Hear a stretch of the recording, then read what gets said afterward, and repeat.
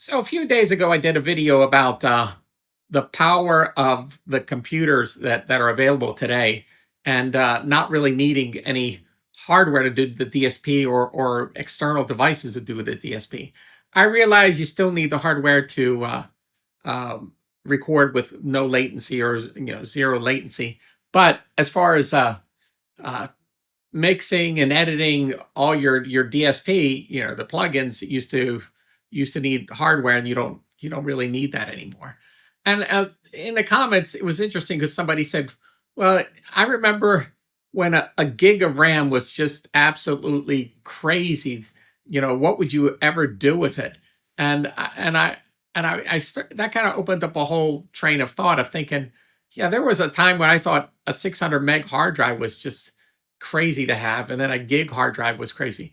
I remember having a 1 gig hard drive I bought from DigiDesign to do my demos, and it was $5,000.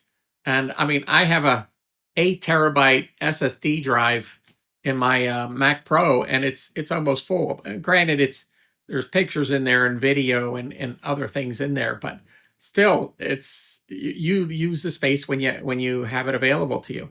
So the question came up, if you have all this power and all it's going to do is get more and more quicker and more powerful, these computers, what would developers do with it?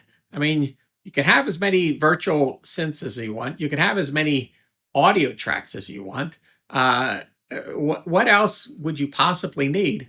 And I start thinking outside of the box. I just saw that Isotope, they have their virtual assistant where you run a stereo file through there and say, okay, analyze this and tell me what it needs. And it pops up with the plugins, and it tells you how it would set it and gives you some variations of that. And I think Waves has some plugins where you can put it up on a track, on each track, and just play the track, and it'll figure out how the track should be queued according to them. And I thought, well, what if you took it a step further? I mean, with this what is it? Artificial intelligence. What if we got into tracking in studios? What if you put your microphones up, you set your computer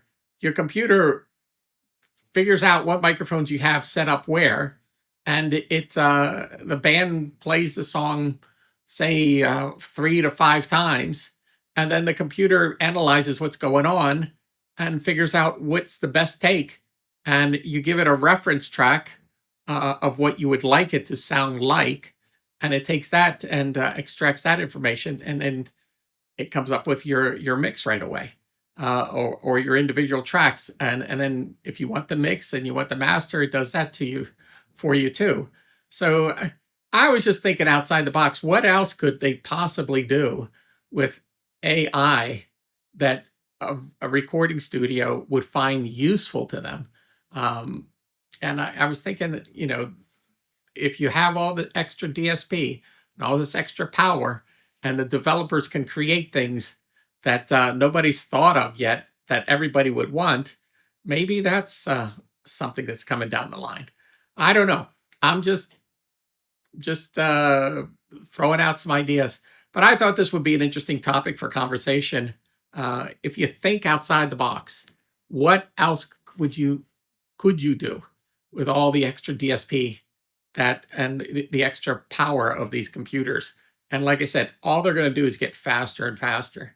So that was my thought for the day, and well, I'll be interested in reading the comments and see what people think about this.